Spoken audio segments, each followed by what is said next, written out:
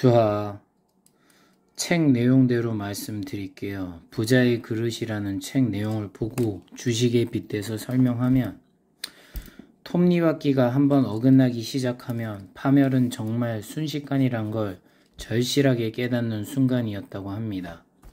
그리고 그동안 많은 사람들의 도움으로 수많은 행운을 얻어왔다는 사실을 깨달았습니다. 그릇이라는 건 뭐냐 보면 돈은 그만한 그릇을 지닌 사람에게 모인다라고 되어 있었습니다. 자기 자신을 지나치게 믿는 것을 과신이라 하는데 그건 자존감이 아니라 오만이라는 거지요. 하지만 지금은 어쩔 수 없었어. 조금만 참아줘. 너를 위한 길이야. 주변이나 나의 가장 사랑하는 가족에게 얘기하는 거죠. 이런 거는 어떤 말이라든 간에 그냥 이기적인 거짓말이고 변명일 뿐입니다. 인정하세요. 그럴 때 잘못되고 있음을. 돈은 사람을 비추는 거울입니다. 가장 멍청한 사람은 내 자신이란 걸 인정해야 합니다. 일이 모두 순조로웠을 때는 주식이라 해도 되고 코인이라도 되겠죠. 나라는 존재가 근사하게 느껴지고 나에게 재능이 있고 천재라고 믿었을 겁니다. 그리고 주변 사람들이 모두 어리석어 보였을 겁니다. 왜? 나만 이 천재적인 행동을 하고 있으니까. 하지만 정말 멍청한 사람은 바로 나 자신이었다는 것을 알게 될 겁니다. 이 책에서 말하는 내용의 팩트는 뭐냐면 돈에 휘둘려 모든 걸 이루려 하는 건 정말 멍청한 짓이라고 말해줍니다. 돈은 가질수록 더 가지고 싶어지는 법이죠. 탐욕은 끝이 없다고 제가 늘 말했죠. 어떤 것의 인기는 계속될 거라는 그 믿음은 정말 멍청한 생각입니다. 절대라는 건, 네버라는 건 존재하지 않습니다. 설령 운이 나빴다고 쳐요. 그래도 그건 영원할 수 없습니다. 우리도 돈에 대해 올바르게 행동하면 언젠가 꼭 성공할 것입니다. 그러므로 포기하지 마세요. 한탕주의 사고방식을 바꿔야 합니다. 어떤 식으로요? 돈은 언제든지 내가 원할 때 지속적으로 생길 것이라는 그런 마음으로 사고방식을 바꿔주세요. 왜냐하면 그래야 조급함이란 게 사라질 거고 탐욕에서 벗어나게 되기 때문이죠. 바로 평정심을 여러분이 가질 수 있는 거죠. 아무도 만약에 과거의 다른 선택의 세계는 알 수 없습니다. 그러니까 후회는 하지 마세요. 경험이 돈입니다. 까짓 거 다 날릴 수도 있어요. 하지만 그 돈이라는 건 반드시 다른 사람이 가져온다는 걸 꼭 믿어야 합니다. 전 이걸 주식으로 치면 저점 매수라고 생각합니다. 누군가 고점에서 날린 돈을 저점에 다시 받아주고 그 저점에 있는 돈이 다시 고점을 향해서 순환하는 식으로 돈은 돌고 도는 거죠. 그래서 돈을 플로우라고도 많이 씁니다. 현금 흐름이라고 많이 얘기하죠.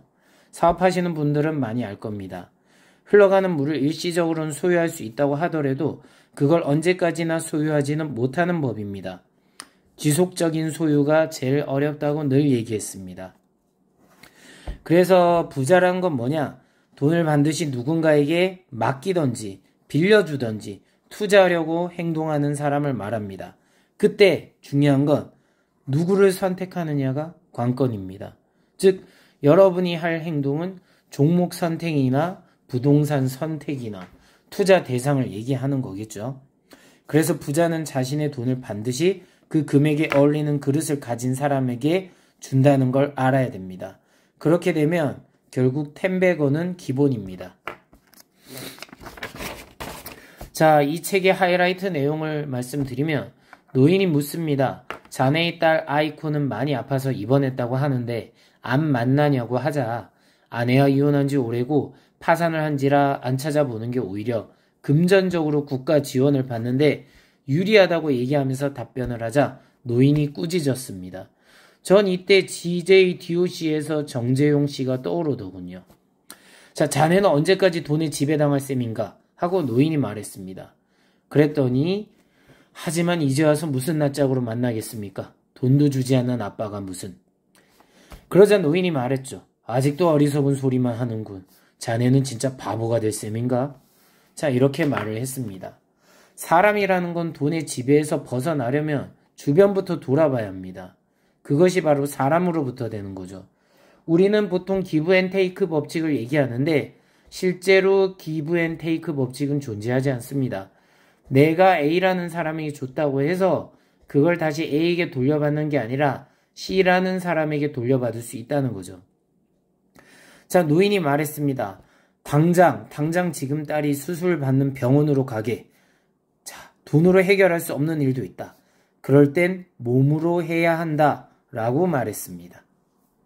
그런데 여기서 궁금할 수가 있겠죠. 책의 내용의 줄거리를 초반부터 보셨으면 어떻게 노인은 딸이 입원한 병원을 알까를 의문을 가질 수 있을 겁니다. 이건 제가 가졌던 의문이고, 노인이 준 택시비를 생각할 겨름도 없이 딸이 있는 병원으로 가고 이혼한 아내를 마주하고선 그동안 아무런 힘이 되어주지 못해서 정말 미안해. 그리고 뭐 행복한 엔딩 이런 걸 꿈꿨을 겁니다. 그쵸? 하지만 내용이 더 있을 거예요. 자, 보통 여자 남자가 이혼하는 이유, 결혼해서 이유는 뭐냐면 남자는 일해서 돈만 벌어주면 의무를 다한 거라고 생각합니다. 그쵸? 아내는 돈 말고 나와 딸에게도 잘해야 하는 것 아니야 하면서 불만이 있습니다. 그런데 이 생각의 출발점을 깊게 보면 뭐냐면 서로가 서로를 위한 이기적인 생각, 결국 나만 생각했다는 거죠. 그것들의 균열이 생기면서 문제가 발생하는 겁니다. 그래서 저는 항상 배려를 중요하게 여기고 이거를 동기부여 책에서도 봤지만 쿨편색이라고 하더라고요. 쿨하고 편리하게 베풀고 섹시하게 잊어버리는 겁니다. 내가 뭔가를 줬을 때 거기에 대한 거를 자꾸 대가를 생각하고 뭔가 자꾸 기다리지 말고 잊어버리면 언젠가 우리는 모두 유기체, 네트워크로 연결되어 있기 때문에 결국은 내가 준 사람이 아닌 다른 사람에게 돌려받을 수 있다는 거죠. 못 받아도 여러분은 좋은 행동을 했기 때문에 그 좋은 행동과 습관들이 모여서 더 좋은 일이 발생할 겁니다. 자, 그리고 어제 못했어도 오늘 목표를 달성하면 되죠. 자책하지 말고 화이팅! 이라고 저는 이 마당에 얘기하고 싶어서 이 얘기를 했고요. 자, 그리고 이 책의 내용은 노인의 편지라는 내용이 있는데 이거 원문 그대로 읽어드릴게요. 에이스 캐시, 아까는 수고가 많았네. 아니 고맙다는 인사를 해야 하려나? 실패담을 솔직하게 들려준 일도 이곳까지 와준 일도 모두 고맙네. 이건 나와 한 꼬마 아가씨의 약속이었어. 나는 그 소녀를 이 병원에서 처음 만났다네. 한 달 전까지 나는 이 병원에 입원해 있었거든. 1인실에서 쓸쓸하게 지내고 있을 때 그 소녀가 내 병실에 잘못 들어와 버렸지. 그런데 그 뒤로 그 소녀는 가끔 나를 찾아와 줬어. 간호사 몰래 병실을 잘못 들어온 척하면서 말이야. 마음씨가 착한 소녀였어. 내가 쓸쓸해하는 걸 알아챈 거겠지. 나한테는 사랑하는 아내가 있었는데 1년 전에 병으로 세상을 떠나버렸네. 우리 부부에겐 자식이 없어서 나는 정말 혼자가 됐지. 자질구레한 일과 관련해서는 회사 사람들이 매일 찾아 보살펴주니 크게 불편할 게 없었지만 그들이 속내까지 털어놓을 수 있는 가족은 아니자는가. 눈치챘겠지만 그 소녀는 자네의 딸 아이코라네. 자네에 대해서는 아이코에 대해서 듣게 되어서 알게 되었어. 그 아이는 자네를 아주 많이 좋아하더군. 하지만 아빠가 사업을 하면서 거의 얼굴도 못 뵈게 됐고 매일 바쁘게 지낸다고 했어.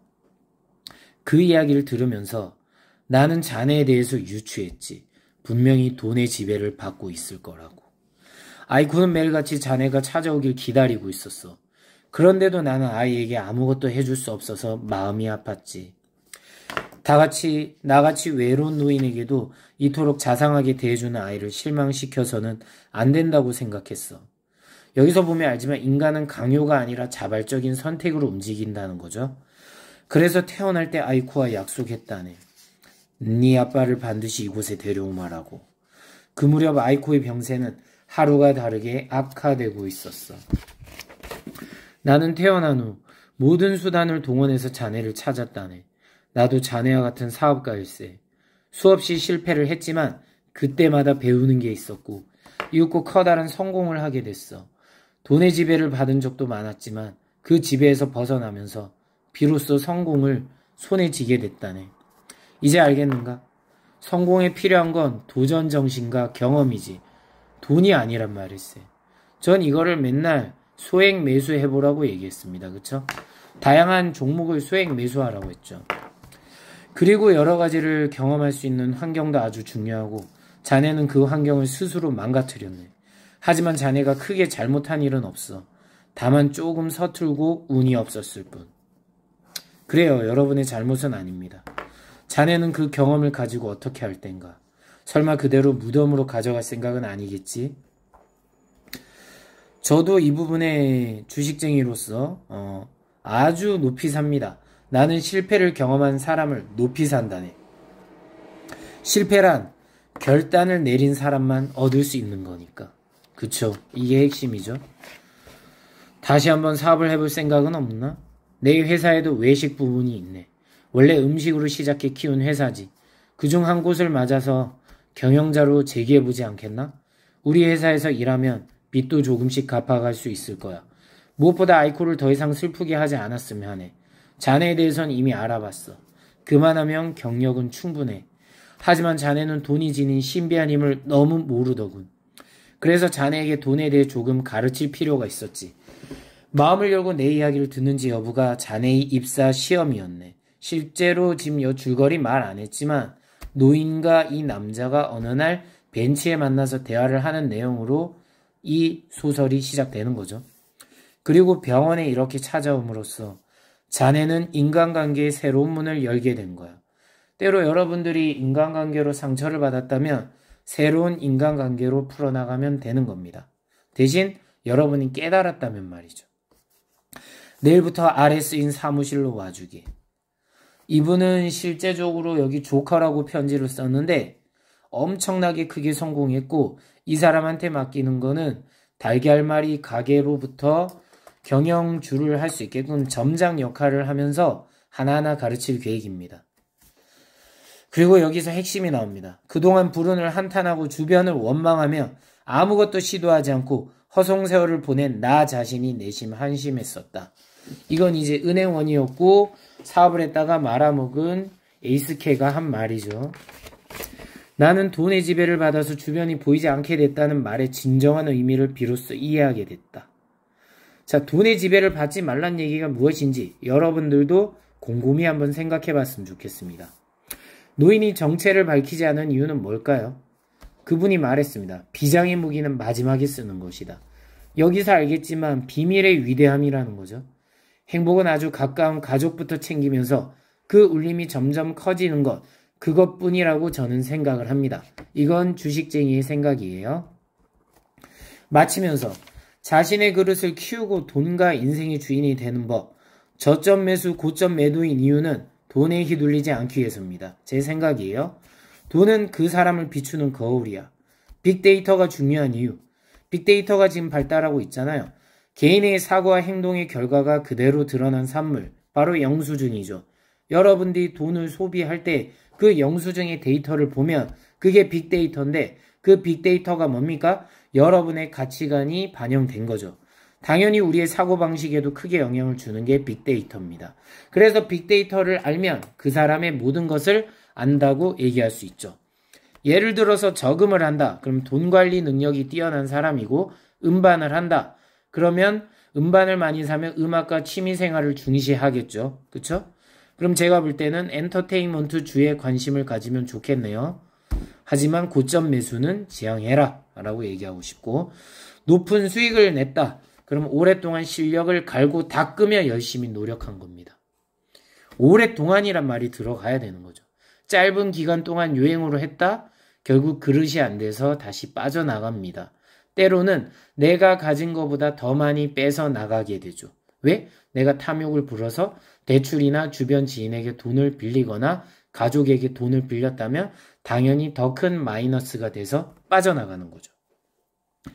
반면에 세상에 도움이 되고 싶다고 떠들면서 자신만을 위해서 돈을 쓴다.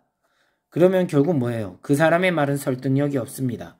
돈은 어떨 때 써야 되냐? 배려와 공감과 시간과 정보, 경험 이런 것을 위해서 쓰는 거거든요. 그럼 이거는 누구죠? 바로 나를 위해서 쓰는 게 아니라 누군가를 위해서 써야 된다는 거죠. 사람에겐 각자 자신이 다룰 수 있는 돈의 크기가 있습니다. 그릇이 작으면 결국 돈은 들어왔다가 더 크게 나갑니다. 그래서 여러분은 소액 매수를 해야 합니다. 주식이든 코인이든. 자네에게 돈을 가져오는 건 반드시 자신이 아닌 다른 사람이야. 그릇 판단은 주변 사람이 하는 거지 내가 하는 것이 아니다. 준비가 안 되면 기회는 받을 수도 잡을 수도 없다. 준비 안 된 사람은 놓치는 거예요. 그쵸? 실패란 결단을 내린 사람만 얻을 수 있다는 뜻은 돈이 늘고 주는 것은 중요한 게 아닙니다. 경험이 더 중요합니다. 예를 들면 여행을 가는 돈을 엄밀히 돈이 줄어드는 거지만 아까워하는 사람은 단 한 명도 없습니다. 왜요? 나는 경험을 중요시 여겼으니까. 가치가 있었잖아. 그쵸? 마찬가지예요. 돈에 지배당하지 않으려면 수익이 많고 적음보다 여러분의 수입이 많고 적음보다 수입이나 똑같죠? 많고 적음보다 게임에서의 경험치 획득에 감사해야 합니다. 그래야지 레벨업이 되고 있는 거죠. 그쵸? 레벨업이 되면서 해결돼요. 결국 시간의 중요성이죠. 올바른 방향성과 시간을 집중하라는 얘기입니다. 그래서 이 노인이 말했습니다. 나는 자네에 대해서 유추했지. 분명히 돈의 지배를 받고 있을 거라고.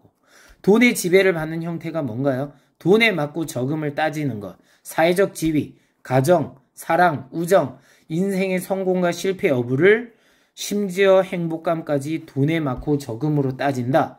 이 자체가 두려움입니다. 이 두려움은 뭐죠? 바로 여러분의 근본적인 갈증, 공포입니다. 탐욕의 반대는 공포죠. 여러분은 공포에 못 버티니까요. 그렇죠? 그래서 여러분은 이 공포를 다스려야 되는 게 돈의 지배를 벗어나는 거예요. 탐욕을 지배하는 게 아니라 공포를 다스려야 합니다. 돈이란 신용을 가시한 겁니다.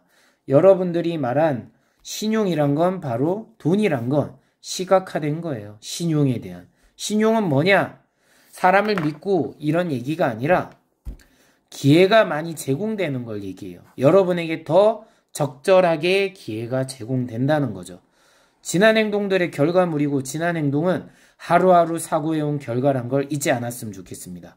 그래서 기본적으로 학교에 가서 공부하고 친구들과 약속을 지키고 직장에서 착실하게 지속적으로 일하는 것 모두 신용을 얻기 위한 행동입니다. 그것이 바로 돈으로 연결되고 돈은 삶의 질을 업그레이드 시켜주고요.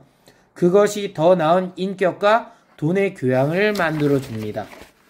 자, 이것으로 내용을 끝냈고요. 포스코 홀딩스를 비방하기 위해서 열어놓은 게 아니고 여러분들이 2차 전지 배터리 아저씨에 열중하면서 얘기했을 때 제가 말했죠. 나중에 피눈물을 흘린다고 얘기했죠.